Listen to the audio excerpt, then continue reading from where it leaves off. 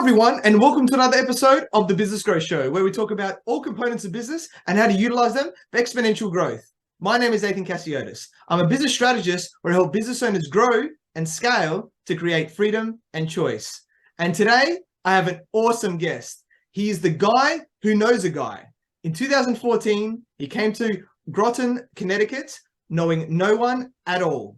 And a year later, after diving into networking with both feet, he was a major connector in the local community. And in 2020, he went global and began connecting entrepreneurs, investors, speakers, and others around the world to people they need to know. And he offers his services as a networking concierge, making connections and building strategic alliances around the world. And he's the host of the Daily Morning Motivation Podcast and the Guy Who Knows a Guy interview podcast. Welcome, Michael Whitehouse, and thank you for being on my show. Thank you. I always love listening to people read my bio. I'm like, wow, that guy sounds awesome. I can't wait to meet him. Oh, wait, I'm him. Nice. I love it, mate. Yeah, it's nice being on both sides of the coin, right? Being a podcast host like yourself, it's to be introduced instead of doing the introducing, right? From time. Oh, yes. Yeah. Awesome, mate. Now, I'm sure it's going to be an amazing show for everyone watching and listening today. So firstly, you're a very successful entrepreneur. So for those people who don't know who you are, please introduce yourself by telling us about you and your journey. Sure. So I'm, as you said, Michael Whitehouse, the guy who knows a guy. And that name comes from a book I wrote called The Guy Who Knows a Guy, which I wrote because in 2015, 16, at that point, I've been in business in some form for a decade and a half. I started my first business straight out of college. It was a game store. It was wildly successful, except for never making any money. And I learned a lot about marketing and networking and all these different things. And I learned from a different perspective because the business I ran first had no money. It was basically just, constantly living on a thread. So we couldn't afford radio ads. We couldn't afford TV ads. We were using flyers and volunteer labor to put it up and paying people in pizza. So you get to be more creative and scrappy when you work that way. And I wrote the book because I was working for a printing company called Minuteman Press here in New London, Connecticut. And, we printed business cards and flyers and brochures and whatnot. And so I had all this knowledge, but people just saw me as the business card salesman, basically. So I wrote the book because I thought, well, if I wrote a book, I'd be an author. So what do I know? I know networking. Let me write a book about networking. So I put 76 pages into a book and put it on what is now Kindle Direct Publishing, what was then CreateSpace. And boom, I was an author. I never found out if being an author would change the way people treated me because I got a job as a marketing manager before the book came out.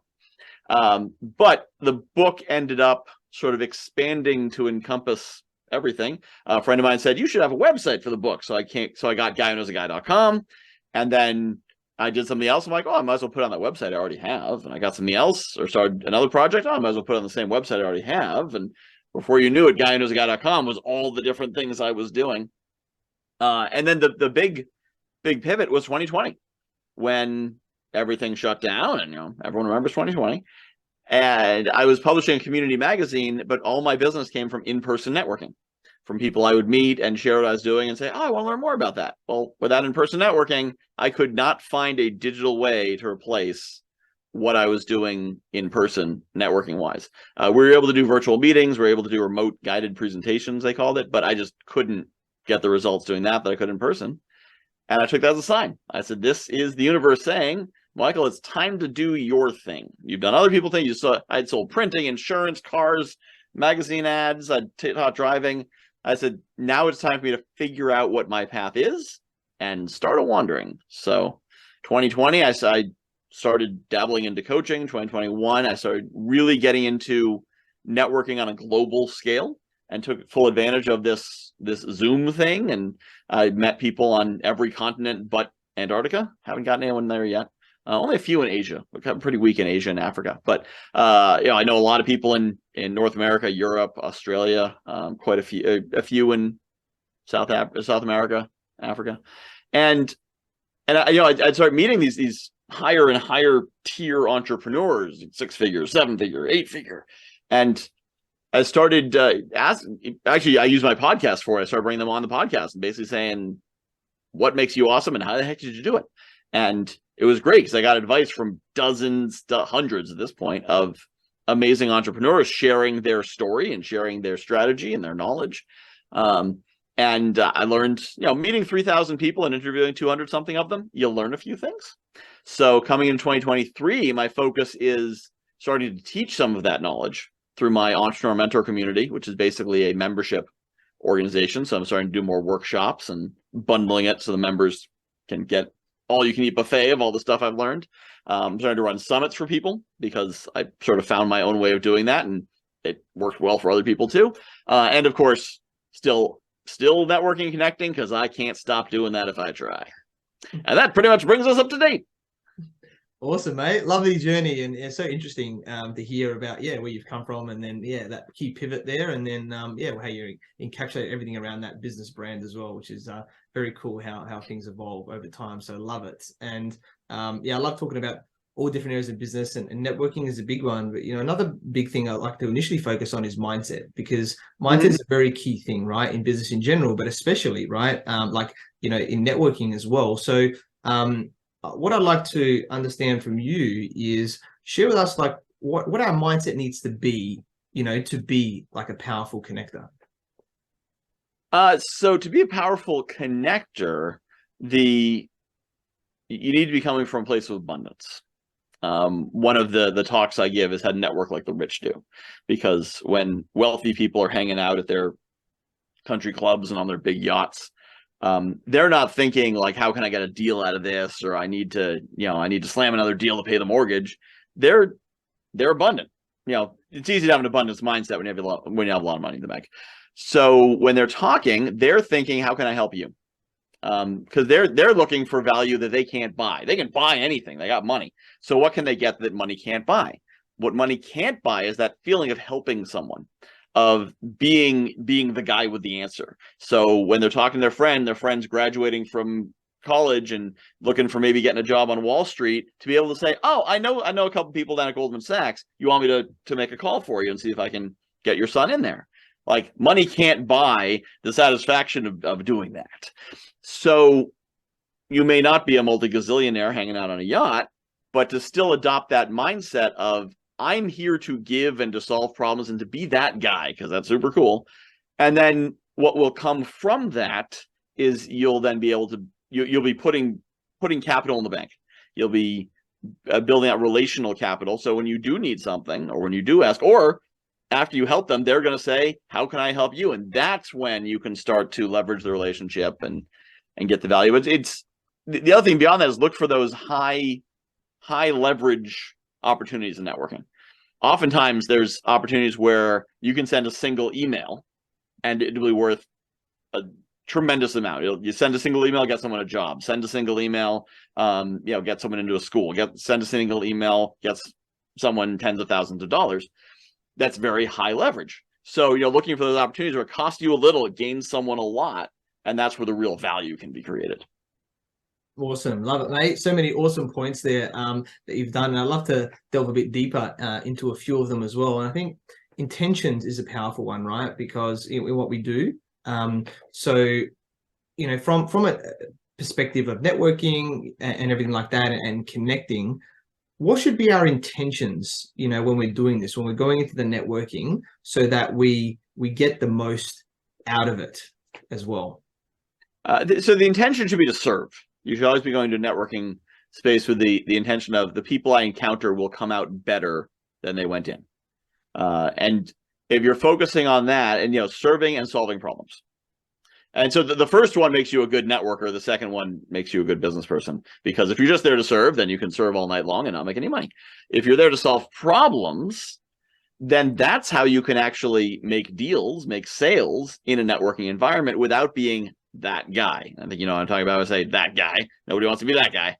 But if you're there to serve and solve problems, then if you meet someone and they have a problem that you solve for money, they will not mind you telling them about it. In fact, they would be very upset if you didn't tell them about it. So one of my offerings, I do done for you simple interactive summits. So I make summits that are fun and engaging to attend and that generate a modest amount. It's a lower cost program, generates a modest amount of list building. So someone who has, say, no list and doesn't know how to put on a summit or list build could if they're talking about like, yeah, I don't really know what to do or how to do it, and I tried this and didn't work, I tried that, it didn't work. And I could say, well, have you ever considered running a summit? They're like, nah, I don't know how to do it. Now, at this point, if I was not to tell them that they could hire me to run a summit for them, I'd be kind of a jerk. I'd also be a bad business person. But I'd be kind of a jerk because I have the solution. I have a way they can get the credibility and build their list and make those connections. And that's one of my offerings. So it is always important to get consent before moving forward with that. You always want to say, have you started running a summit? Well, no, I haven't. So I have a program where I do that. Do you mind if I tell you about it? And that part's key, because otherwise, if you take someone from a networking conversation to a sales conversation without permission, then that's another one of that guy you don't want to be. But if you get that permission, often, if you just told me you need what I do and I've got it, and I say, do you mind if I tell you? I'm like, of course, tell me. I just told you I have a problem. You just told me I have a solution. Keep talking, buddy. And but it's all about finding a solution. And if they don't need what I do and they don't need any of my services, then it's a matter of how else can I help? What do they need that I can introduce them to someone else who could help them?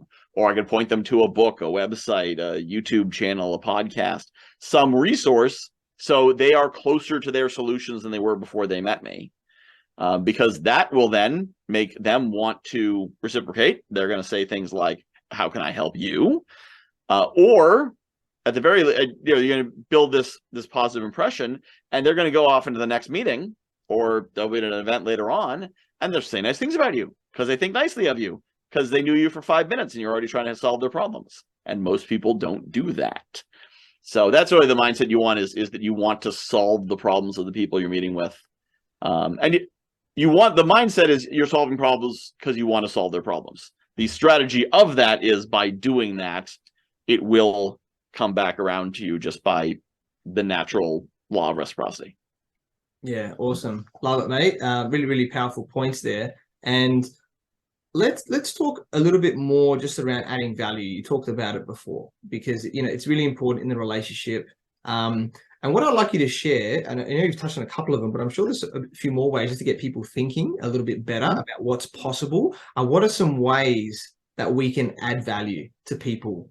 Because there's so many different ways. You mentioned about, obviously solving their problems specifically, or maybe it's, seeing what else you can help them with. But what are some other ways that we could add value to people as well? Yep. So there's 3 basic ways you can solve someone's problem when you meet them in a networking context. You can make an introduction, you can offer advice, or you can offer a product, which is the solution that they might buy from you. So as you're looking for solving their problems, it's a question of, do I have an introduction to make? Do I have a resource share? And is there a product I have? And then beyond that, another form of value you create is by simply approaching them with that abundant mindset. If, my world, as I have constructed it, is basically abundance-minded people. And I'm reminded of this when I leave my world that I've constructed, because sometimes I have to go to town hall or deal with neighbors, or go to the grocery store or something. And I'm like, oh, right. Not everyone's like this. So by focusing on, how can you share, how can you make everyone else's life better, you're making the world around you better, more positive. And one of the things that a lot of people do, especially if you're in the coaching space or you have some expertise and you can mentor, is when someone's having a challenge, get on a 30-minute call with them and help them as you can. Because oftentimes, I have a coach, I have a networking group that does a lot of hot seats and whatnot. I have all these resources, but I can always use more. So when I'm having a challenging time, I know I can put this out to my community and say, hey, I'm having some trouble with this. And I'll get 2, 3, 4 people being like, hey, hop on a call with me. I've got some ideas. I can help you out. And just, be a friend, be a supporter, and not be completely focused on how do I get paid, but instead, how can I support this person? Because whenever someone is supported, now I'm then thinking, how can I return this? And sometimes I can't. But if I can, or if they later say, I'm putting on a this or a that, could you help me promote? Of course. You gave me your time and your advice and your support and your knowledge. Yeah, I'll send out some emails for you. I'll put you on my podcast, on my summit stage, on whatever I can, because I want to support those people who support me. So, sometimes it is a matter of paying attention. And this is one of those things where social media is actually really valuable, because most people aren't going to reach out and individually, unless you're like really good friends with them. They're not going to reach out and be like, hey, could you help me with this? Unless they think you're uniquely suited to help. So it didn't even occur to me to reach out to anyone I knew and be like, hey, could you give me some free coaching? Not going to do that. But I can share on Facebook, hey, here's some challenges that, I'm having a really rough week. I'm feeling kind of lost and frustrated. And they can say, oh, I'm here to help. But this comes of curating your social media environment. And that is vital.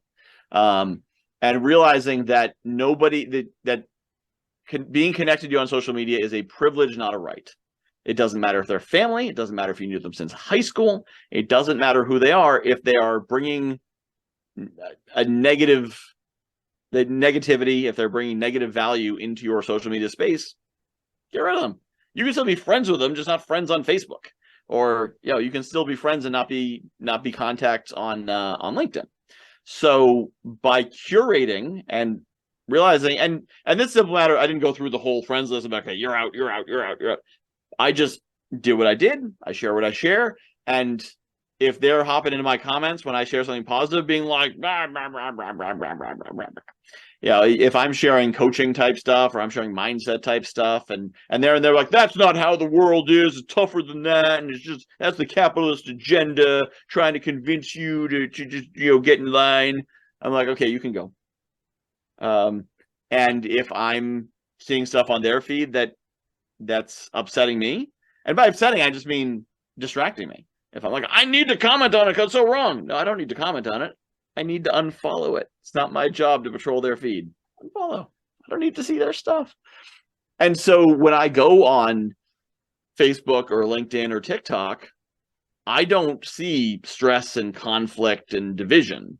I see support. On Facebook, I see a lot of jokes, a lot of great dad jokes. But I see what I want to see, because you can curate your social media environment. It's actually built that way. They want you to spend time there. They don't want you to be like, I hate Facebook, I'm taking a month off. That does not serve their interests. They want you to say, I need to stay in touch with my friends here and I really enjoy it. That's what they want. So they give you the tools to do that. Yeah, awesome, mate. Love all those points about adding value. And just 2 cents for me, you mentioned it quickly, was about podcasting, right? And being a host on a podcast is a great way to to add value to someone as well, by showcasing how good they are, or do even like a podcast swap like we're doing here, Michael. I've just been on yours, and you're coming on mine, and it's a good way to just reciprocate in a nice way, right? With if there's an alignment between both of you. But that's another powerful way as well. So loved all those points that you shared there. And let's delve deeper into introductions now, because you've talked about introductions is a massive one right there. But I think a lot of people probably don't understand good ways of doing this, right? Because there's different ways to make an introduction. So it could be like an email, it could be on social media, for example. So do you want to share some examples, or one way you think that works well in making an introduction to somebody else? Yeah. So the first thing, making an introduction, you want to make sure that you are providing value to both people. And so there's two kinds of introductions. Structurally, there's single opt-in and double opt-in. Single opt-in is, I'm introducing you to someone who is not expecting that introduction. And so when they know they're getting the introduction the same time you're connected to them, which is most of the introductions I do. Double opt-in would be me emailing Bob first to say, I've got this guy, Athin, I'd like to introduce you to him. Would you like that introduction? I don't do that much because that would take a lot of time and a lot of tracking. So so especially in the single opt-in, I want to make sure that I'm always providing value. So if you reach out to me and you say, hey, I want to talk to Bob because I've got a program that I think would benefit him. In other words, I want to pitch him. I'm going to reach out to Bob first and say, this guy would like to talk to you about this thing. Are you open to it? However, if I'm talking to you and I realize that, I think you'd be a good joint venture partner for someone I know, or I think that you'd be a good speaker for their event, or they'd be a good speaker for your event, or like there's some mutually beneficial way, then I'll just make that connection, send out an email. Most of the ones I do are emails, just for simplicity. For LinkedIn, I need to be connected to both people to connect them. For WhatsApp, I've never figured out an easy way to add someone to my WhatsApp. I'll have a couple people who are like, just introduce me on WhatsApp. I'm like, that's more work than I'm going to do. But yeah, so email is easy because if you have both email addresses, boom, boom, out it goes.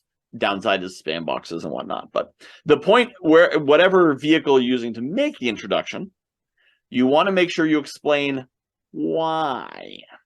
Because if they're not terribly busy, then you will just put them in an awkward conversation where they spend 20 minutes trying to discern your motives. If they are busy, they'll just not take the meeting because they don't know why. So always be sure to include. Now, for some people, it's obvious because of the nature of what they do. So, for example, there's a company that I'm associated with where I record content, they put it on their site, I get royalties. So other people I know might be great to produce content for them as well. When I send an introduction, I say, hey, meet Bob. I think he'd be great for your platform. I've already talked to Bob about the platform he's interested. And when I email Matt, if I'm sending him someone, it's probably someone to do what I do for them. So I don't need to give them the life story. I just say, great for the platform. They've got a form that conversation is going to take. On the other hand, if it's two people who there's not some structural relationship or, form for the relationship to take, then I want to make sure to say, hey, you should meet this guy. He would be a good guest for your podcast. He would be good for a webinar swap. He would be good for, whatever. Enough information so when you get on the call, you know what you're exploring. So you don't have to do 20 minutes of, okay, so what do you do? Oh, yeah, and where are you? And okay, what do you do? You want to make it easy for them to jump straight into the value you're trying to provide them. And also, it's good to indicate the level of quality of the introduction. So, like, not every introduction I make is going to be life-changing. Some of them are, you both work in related fields. I think you might have an interesting conversation. So you should talk to each other sometime in the next 6 months when you have a chance. And others are, you need to talk to this person this week. There's a massive opportunity here. You really need to connect. So if it is the second, I try to make a specific point of being like, specifically saying, like, I think there's a massive opportunity here. You're going to want to meet one-on-one as soon as you can. Because I, and a number of people are copying me on this, do an open virtual coffee. So if I get a vaguer introduction or one that's you guys might have a lot to talk about, but not really specifying as to what, I invite them to open virtual coffee because I don't have time to do one-on-ones with every single person who wants to meet with me. And I don't necessarily need to. So the open virtual coffee, I'll have 4, 6, 8 people there at a time. It's every Friday at 1 p.m. Eastern time. I will, and anyone can drop in. There's a link on my website to drop in on the open virtual coffee. So I get to meet them all together in the same hour. They get to meet each other because they're all in the same room. And it's a really useful tool to be able to quickly sort out who I need to follow up with and do more, connect more with, and who I should, who is nice to meet you, glad we're connected, and we don't need to do more. So in an introduction, it is useful if somebody says why someone is an amazing connection. So I know if I should be sending the open virtual coffee link or the one-on-one link or the high priority one-on-one link, because I have a few different ways I can respond. So it's very important to give that level of information of why. Now, this doesn't have to be a novel. It's one paragraph for each person. Bob meets Sue. Sue is the CEO of XYZ company. She specializes in the tea leaves. And Bob is the marketing director of this other company. And he does this other thing. And I think you would be interested in talking about this. That's all it takes. Doesn't have to be anything too lengthy because they don't want to read it. And you don't want to read it. But enough so that there's some clarity as to what the purpose of the introduction is. Yeah, awesome, mate. Really powerful stuff there. Definitely awesome points. I'm sure everyone's hopefully writing some of these key details down, which is great. And, one big key issue that I see, and I've been like this in the past as well, many people, it's easy for these new connections to fall through the cracks, right? And then whether we meet them in person or online, or, we get their business card, old school, or, social media connections. So I'd love to hear from this, because I'm sure people have, come to a networking event in person and just got all these business cards and not done anything with them, right? As an example, Mm-hmm. or could be from meeting people online and other networking events or whatever it is, right? That comes out of it. So, or the introductions, of course, which is there. So I'd love to know, how should we be recording these details, I guess? Is there something like, we create a database or something like that? Like, what are your thoughts around so we don't allow these awesome connections that, we've met to sort of fall through the cracks? So databases are great, and I'm all for doing it. I don't really have one. So I am the ADHD extrovert networker. So I think a lot of people get this idea of I need a database, I need to keep track of all the information, I need to send out birthday cards and follow-ups and thank you notes, blah, blah, blah, blah. I don't do any of that stuff. What I do is I focus on providing value up front. So in the meeting, I try to find 1 or 2 introductions I can make and make them right away. So if I never talk to this person again, 6 months later, they're like, that Michael Whitehouse is a great guy. And I'm like, yeah, who are you again? But I've made the positive impression because I provide the value up front. So I always look for ways I can serve early. And so I practice these sort of random acts of kindness in networking. And then it's important to know, I actually recorded a morning motivation about this recently called Make Your Christmas List. Because the concept of it is that most of us know Santa is not real. And most of us continued writing Christmas lists to Santa after we discovered Santa wasn't real, because somehow the stuff on that list still ended up under the tree. So Santa's not real, but you're going to meet all these people who might as well be Santa if you only know what's on your Christmas list. So you need to know what you're looking for when you're networking. So are you looking for collaboration partners? Are you looking for prospects? Are you looking for introductions to resources? Whatever it is, know what that is so that when you meet someone, you know how to sort that connection. And to me, it's a matter of I wanted to vet that connection while I'm talking to them the first time and not have to go back to it and be like, all right, so how did that go? What do I want to do? Do I want to reach out to them again? Because I'm meeting 20 people a week. I don't have time to spend a lot of time on the administrative stuff. So during the course of the initial meeting, I'm trying to figure out how we can serve each other, how I can benefit them, how they can benefit me, and what value I can provide. And then one thing that I've done, and I started doing it sort of by necessity, and it served me very well, is using my email list as a community building tool. Most people use email lists wrong. They use them to sell. And so you get on someone's list and it's pitch, pitch, pitch, pitch, pitch. I got this workshop. I got this program. I got this thing you can buy. I got that thing you can buy.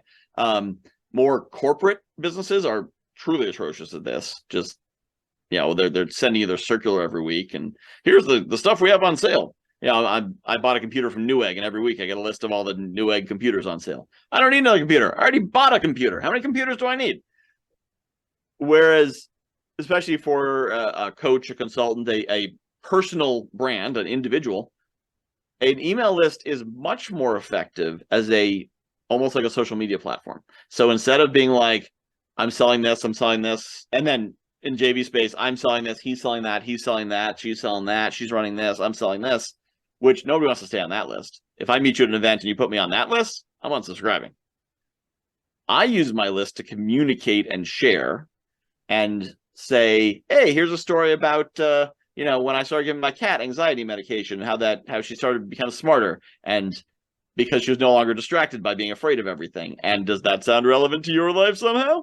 Or a story about playing Fortnite with my daughter and how we're able to bond more and how it teaches us to, not panic and stay focused on the goal. And some of the emails I send out are about upcoming events, but as much as possible from a place of service. A lot of you have told me you want to get better on camera and be more confident doing lives and interviews and whatnot.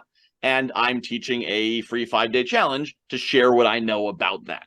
So yes, there's an upsell. Yes, it's part of my business, but it's from a place of, you've told me you want this, so here it is. So when I meet with people, I will add them to my list, which of course they're still welcome to opt out of if they choose to. It's not hard to do. But I will add them there, and what will then happen is I'll meet someone, we will hit it off, we get along great, but we have nothing else to talk about. We don't have reason to collaborate, we don't have reason to invest more time, and they're going to get those emails that will keep them in my universe. So now they're sort of passively there, and should something come up, they're like, oh, there it is, that's what I need, this is what I need from you. Sometimes I get replies from emails saying, hey, I see you're promoting this person's program. Could you introduce me to them? I think I'd like to collaborate them, or I'd like to promote that program. Or people are otherwise in my space. Well, they'll see something, they'll be like, hey, oh, I saw you mention this. Could we talk about that? Because I can't keep track of the thousands of people I've met and which one might be interested in the Confidence on Camera program, or which one might want to meet a super cool business coach from Australia, or which one might want to meet, whatever else it is. So I just kind of use my list to say, here's something I'm doing. Here's something I thought about. Here's a cool story. And that opens it up, and people can just hit Control R and reply. And now we're back in a conversation. But it's again, using it like social media. It's using the platforms to remain present so that I don't have to stay engaged with thousands of people, but they can stay engaged with me and be aware of what I'm doing, so they can sort of re-engage the relationship if there's a value to be had on either side.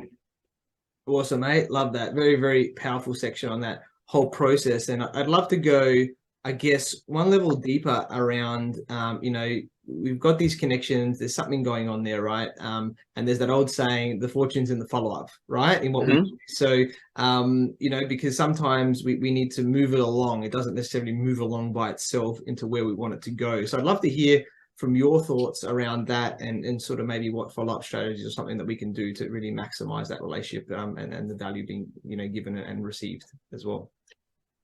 Yes. So there's a few things I do. This comes down to having your Christmas list and knowing, what you need, so that you know where you want to move them forward to. And also, one of the things about, if you're often looking for how can I help you, possibly with an introduction, guess who you're introducing them to? Other people in your network.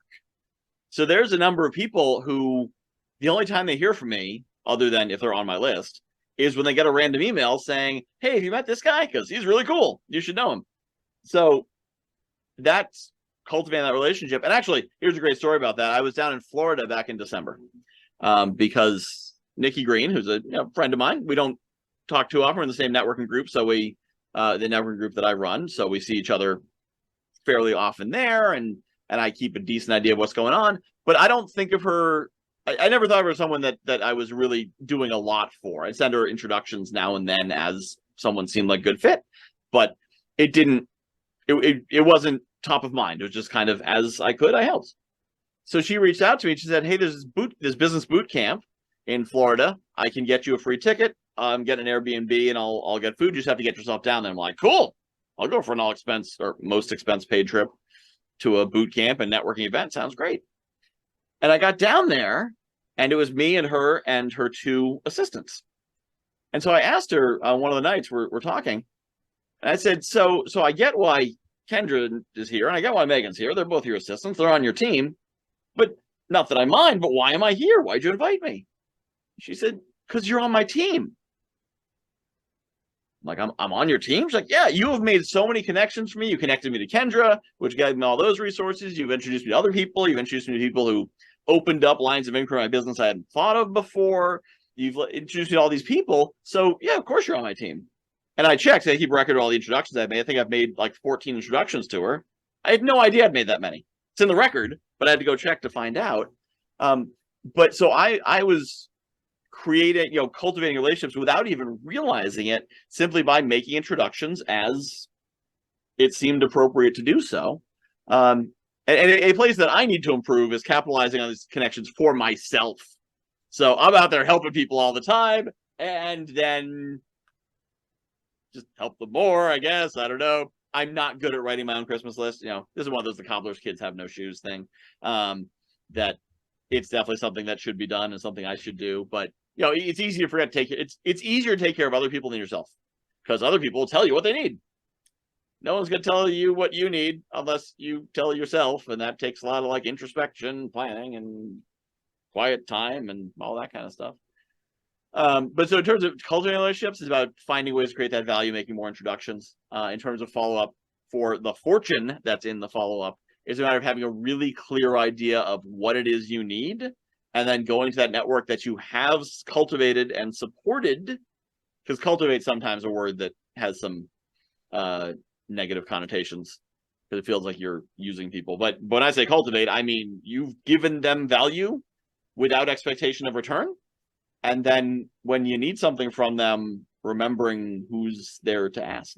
And then not a matter of like, hey, I've hooked you up, so now it's time to hook me up, but just, hey, I was wondering if you could help me with this. They're like, oh my God, of course, you've made a dozen introductions for me, or you've done all this value for me.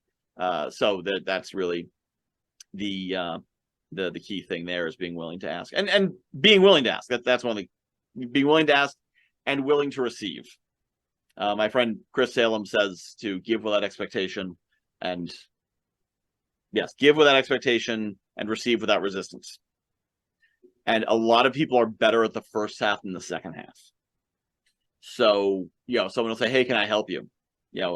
When I was having a tough time recently, and some coach would reach out to me and say, hey, let's get on a call and let me see if I can help you. My initial thought was like, no, I don't have time.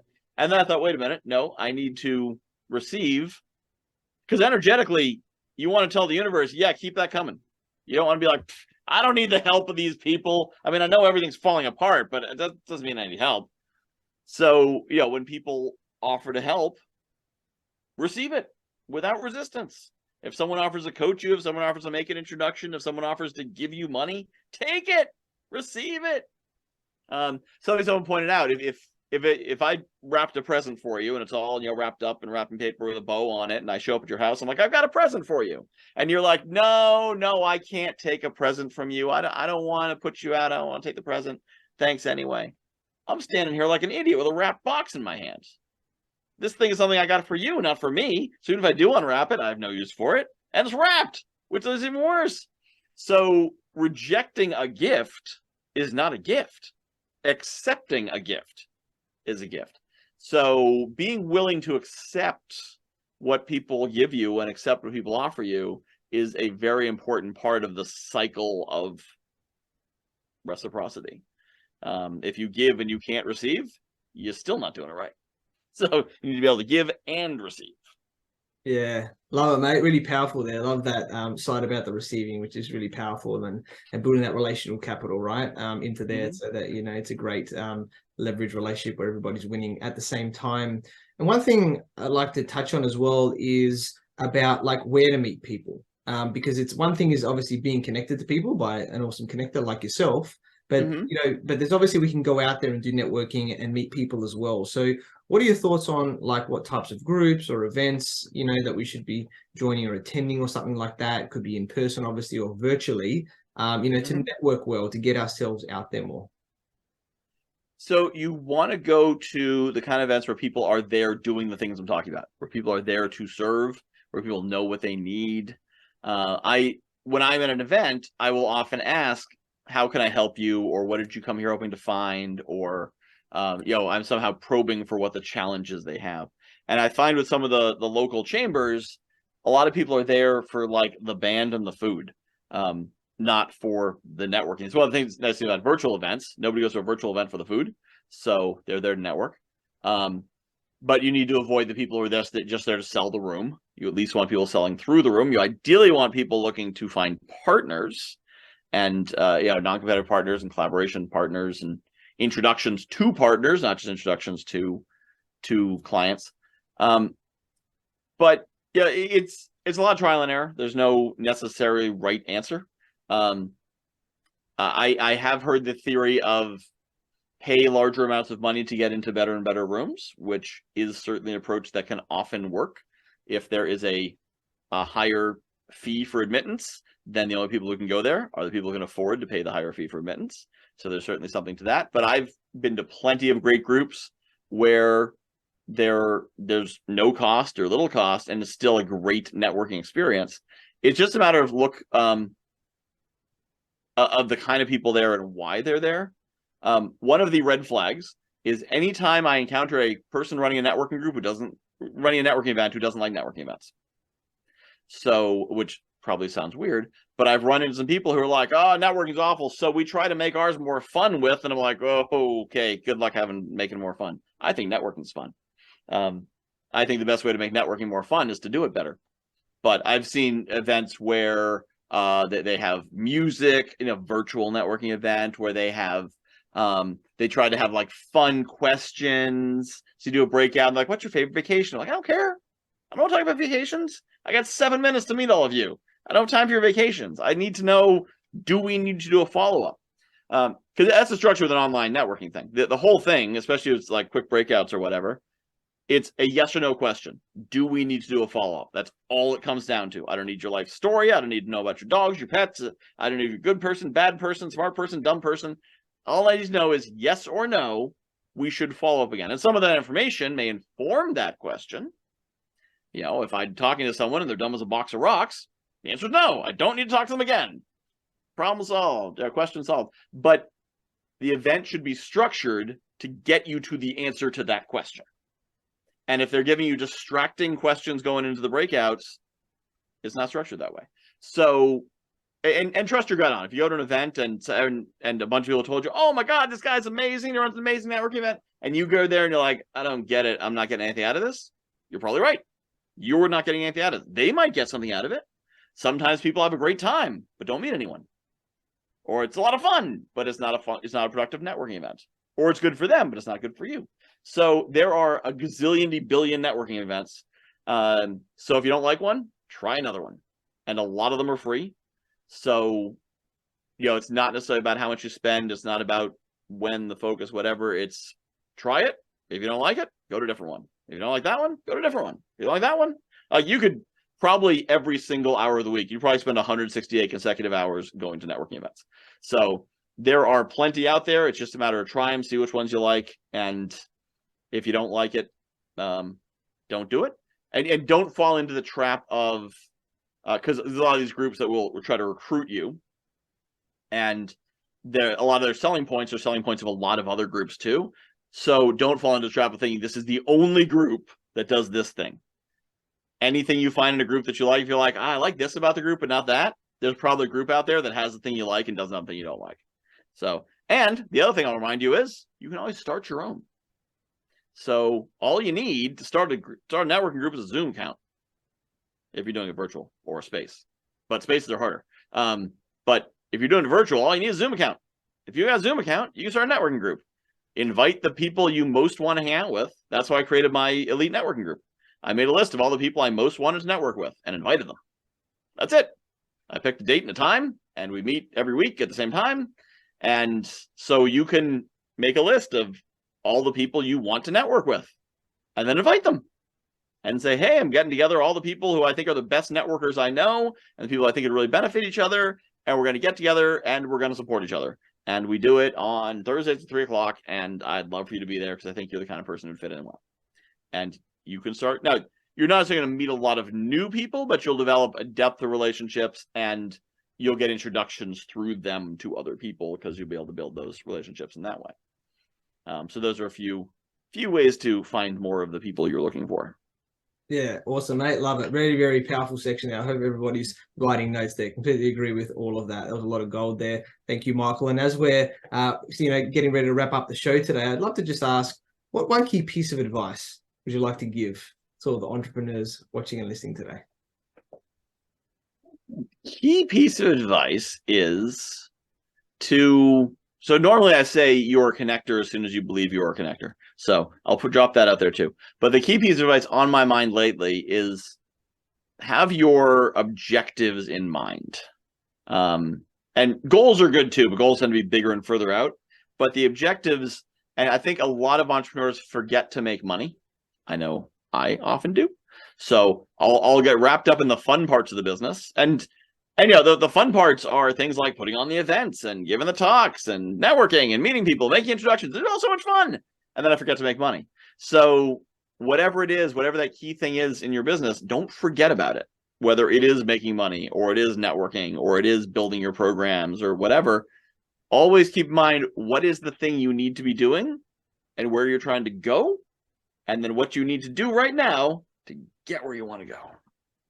Yeah, awesome. Definitely agree with that. Really, really powerful there. And yeah, we connected through our networks. I learned about your awesome journey from, running multiple businesses, running events, being in marketing to now being a networking concierge where you help people to make connections and build strategic alliances around the world. You're an awesome guy, and I'm sure you continue to help people make quality connections. I'm very grateful that we connected, and I look forward to working with you. So, Michael, how can people find you and get in contact with you? So everything can be found at my website, megaconnector.com. Awesome. Love it. Yeah. When you go there, there's a bunch of buttons up at the top of the main page, and there's a place you can sign up, put your email address in. You'll get a free PDF copy and MP3 as read by the author of The Guy Who Knows a Guy. And you'll be on that list I was telling you about, where I share a bunch of cool stories about my cat, my kid, and advice and all kinds of other stuff there as well. Cool, everyone. So yeah, definitely check out megaconnector.com and get that awesome value from Michael and connect with him there as well. And thank you to everyone for watching, listening to this show where we talk about everything on business growth. And please like, subscribe, and leave us a 5-star review. And you can find me on LinkedIn, Facebook, Instagram, and YouTube as Athin Cassiotis, or visit my website, athincassiotis.com. And if you want to grow and scale your business, you can reach out to me on any platform to see if we're a good fit. And I completely agree with you, or do I? The only way we know is if you tune in next time. So until next time, remember that our business grows when we learn skills and take action using them in spite of fear. So remember to design your growth and results.